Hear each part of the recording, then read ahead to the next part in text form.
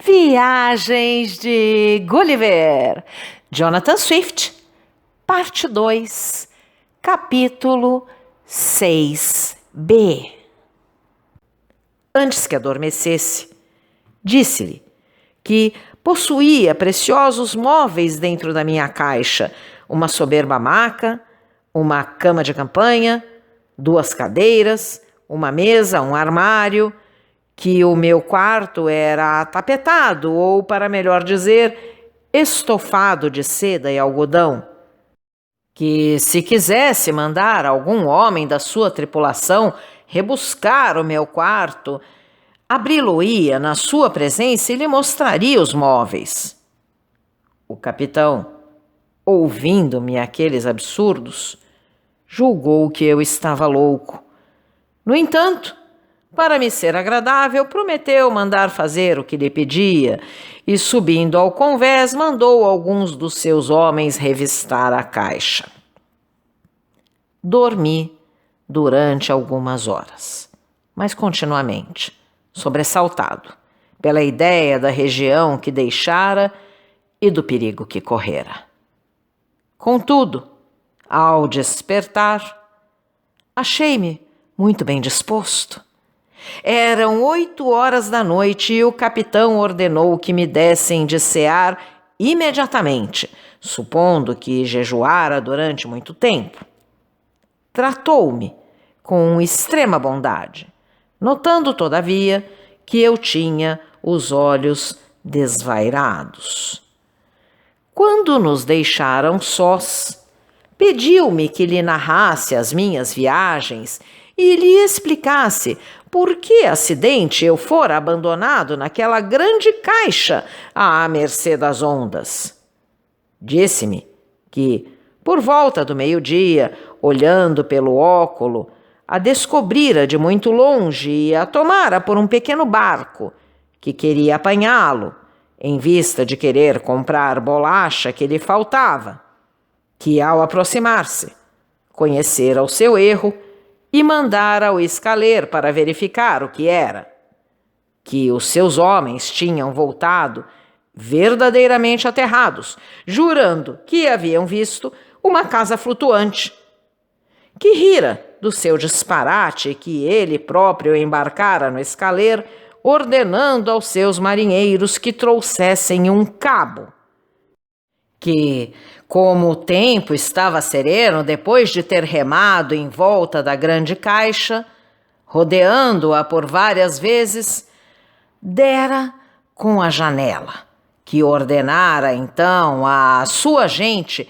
que remasse e se aproximasse desse lado e que, ligando um cabo a uma das argolas da janela, fizera rebocar, que vira a bengala e o lenço pela abertura e que imaginara que alguns desgraçados estivessem encerrados nela. Perguntei-lhe se ele ou a sua tripulação não tinham visto aves prodigiosas no ar na ocasião em que me descobriram, ao que redarguiu que, falando sobre esse assunto com os marinheiros enquanto dormia, um deles lhe dissera ter observado 3 águias que tomavam o rumo do norte. Porém, não tinha notado que fossem maiores do que o vulgar, o que é fácil de supor, visto a enorme altura a que voavam, e não pôde também adivinhar o motivo por que lhe formulavam semelhante pergunta.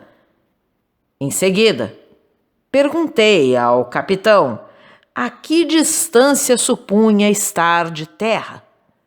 Respondeu-me que, pelos melhores cálculos que pudera fazer, estávamos afastados 100 léguas.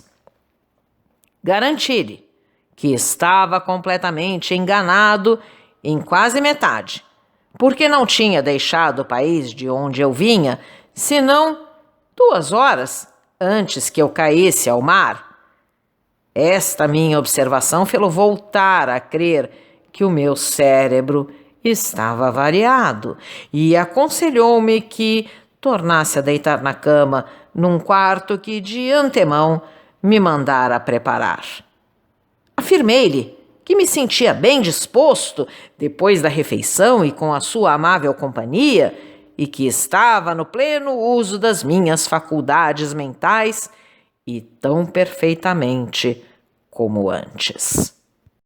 Retomou a sua acostumada seriedade e pediu-me para lhe dizer francamente se eu não tinha a consciência perturbada por algum crime que tivesse cometido e que fosse punido por ordem de algum príncipe e exposto nessa caixa, como por vezes acontece aos criminosos de certos países, que são abandonados à mercê das ondas num navio sem velas e sem víveres, que, embora se sentisse arrependido por haver recolhido a bordo tal celerado, dava a sua palavra de honra que me desembarcaria com segurança no primeiro porto que tocasse. Acrescentou que as suas suspeitas haviam aumentado em virtude de alguns discursos muito absurdos que fizera a princípio a alguns marinheiros e depois a ele mesmo com relação à minha caixa e ao meu quarto, e bem assim pelos meus desvairados olhos e estranha atitude. Pedi-lhe que ouvisse com paciência a narrativa da minha história. Historiei-lhe muito fielmente, desde a última vez que deixara a Inglaterra até o momento em que me descobrira. E como a verdade abre sempre um caminho nos espíritos inteligentes, este honesto e digno fidalgo, que possuía bom senso e não era completamente destituído de letras, ficou satisfeito com a minha boa-fé e sinceridade. Mas, além disso, para confirmar tudo quanto eu dissera, pedi-lhe que desse ordem para trazerem o meu armário, cuja chave estava em meu poder, abri-o à sua vista e fi-lo examinar todas as curiosas coisas executadas no país de onde eu saíra de uma forma tão estranha. Entre outros objetos, havia o pente que eu fabricara com os pelos das barbas do rei e um outro da mesma matéria, ao qual servia de guarnição uma para da unha do dedo polegar do mesmo soberano. Havia uma carta de agulhas e de alfinetes com o comprimento de pé e meio, um anel com que um dia a rainha me presenteara de uma forma muito cativante, tirando-o do dedo e enfiando-mo no pescoço, como se for um colar. Pedi ao capitão que aceitasse aquele anel como testemunho de reconhecimento pelos favores dispensados, o que ele recusou terminantemente. Por fim, disse-lhe que examinasse atentamente as calças que eu usava e que eram feitas de pele de rato. O capitão ficou muito satisfeito com tudo o que lhe contei e disse-me que esperava, quando do nosso regresso à Inglaterra, que eu escrevesse a relação das minhas viagens e a publicasse em volume. Respondi que julgava haver já muitos livros de viagens, que as minhas aventuras não passariam de um simples romance e de uma ridícula ficção, que a minha relação conteria apenas descrições de plantas e de animais extraordinários, de leis, de costumes e usos extravagantes, que essas descrições eram muito vulgares e que já estavam fartos delas, e que, não tendo outra coisa a dizer com respeito às minhas viagens, não valia a pena dar-me o trabalho de descrevê-las. No entanto, agradeci-lhe a lisonjeira opinião que formava a meu respeito. pareceu-me admirado de uma coisa, de eu falar tão alto, perguntando-me se o monarca e a soberana desse país eram surdos. Respondi-lhe que era uma coisa a que me habituara havia mais de 2 anos e que, por meu lado, admirava a sua voz e a da sua gente, que parecia falar-me sempre ao ouvido, mas que, apesar disso, podia ouvi-los muito bem, que, quando falava nesse país, era como um homem que fala da rua para o outro que está no alto de um campanário, exceto quando era colocado sobre uma mesa ou equilibrado na mão de qualquer indivíduo. Declarei-lhe que notara outra coisa, e era que, a princípio, ao entrar no navio, quando os marinheiros se mantinham de pé junto de mim, pareciam-me infinitamente pequenos, que, durante a minha permanência nesse país, não podia ver-me ao espelho, desde que os meus olhos se haviam habituado a objetos grandes, porque a comparação que fazia tornava-me desprezível a mim próprio. O capitão disse-me, enquanto ceávamos, que tinha notado que eu examinava as coisas com uma espécie de assombro e que algumas vezes lhe parecia que fazia esforços para não soltar uma gargalhada, que, em tais momentos, não sabia como aceitar o caso, mas que o atribuía a um desarranjo mental. Redargui que estava assombrado por haver sido capaz de me conter ao ver os pratos da grossura de uma moeda de prata de 3 soldos, uma perna de carneiro que era uma simples isca, um copo tão grande como uma casca de noz. E assim sucessivamente continuei a descrever todo o resto dos seus móveis e das suas coisas, comparativamente. Porque, embora a rainha me tivesse dado para meu uso tudo quanto era necessário num tamanho proporcionado à minha estatura, o que é certo é que as minhas ideias estavam completamente entregues ao que via em volta de mim e fazia como todos os homens que examinam continuamente os outros, sem se examinarem a si próprios e sem prestarem atenção à sua pequenez. O capitão, referindo-se ao velho rifão inglês, disse-me que eu tinha mais olhos do que barriga, pois que reparara que não comia com grande apetite. E, continuando a gracejar, acrescentou que daria com prazer 100 libras esterlinas para ter o gosto de ver a minha caixa no bico da águia e, em seguida, cair de tão grande altura no mar, o que certamente seria um caso muito interessante e digno de ser transmitido aos séculos vindouros.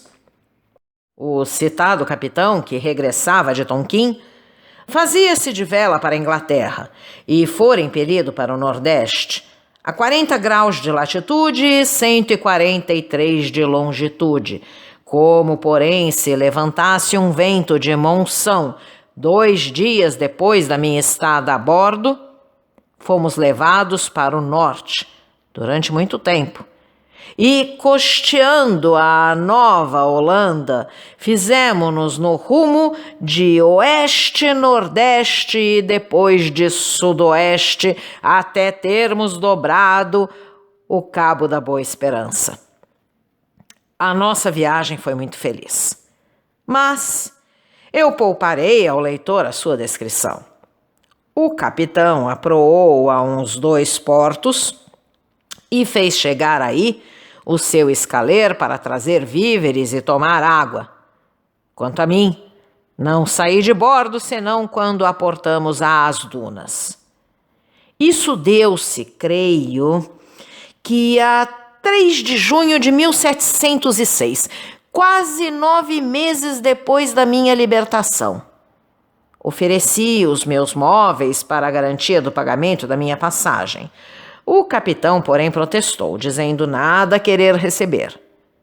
Despedimo-nos muito afetuosamente e fiz-lhe prometer que iria visitar-me em Redriff. Aluguei um cavalo e um guia por algum dinheiro que o capitão me emprestou. Durante esta viagem, notando a pequenez das casas, das árvores, do gado e dos habitantes, julguei-me ainda em Lilliput. Receei pisar os viajantes que encontrava e muitas vezes gritei para os fazer afastar do caminho, de maneira que em várias ocasiões corri o risco de ficar com a cabeça partida por causa da minha impertinência. Quando cheguei à minha casa, que reconheci a custo, um dos criados abriu-me a porta e eu baixei a cabeça para entrar, com receio de dar alguma cabeçada. Essa porta parecia-me um postego. Minha mulher correu logo para me beijar, mas curvei-me até a altura dos seus joelhos, temendo que não chegasse à boca. Minha filha saltou-me para os joelhos a fim de me pedir a bênção, mas só pude distinguir-lhe as feições quando se levantou, estando desde muito acostumado a estar de pé, com a cabeça e os olhos erguidos para cima.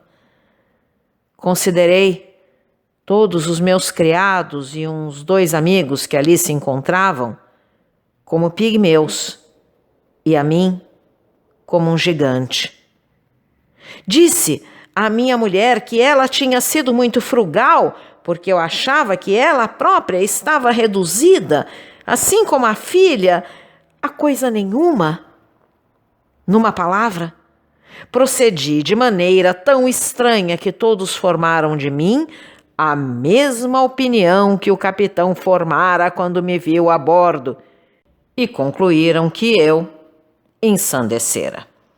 Pormenorizo estas coisas para tornar conhecido o grande poder do hábito e do preconceito. Em pouco tempo me habituei à mulher, à família e aos amigos. Minha mulher opinou que eu não tornaria a embarcar. No entanto, a minha má estrela ordenou precisamente o contrário, como o leitor poderá verificar pelo segmento. Entretanto, é aqui que finda a segunda parte das minhas mal-aventuradas viagens. Então, caro audioleitor, se você gostou deste conteúdo, deixe seu like e inscreva-se no canal, ativando o sininho para ser notificado dos próximos vídeos, com os próximos capítulos deste e de outros livros que estarei publicando. Um grande abraço e até a próxima!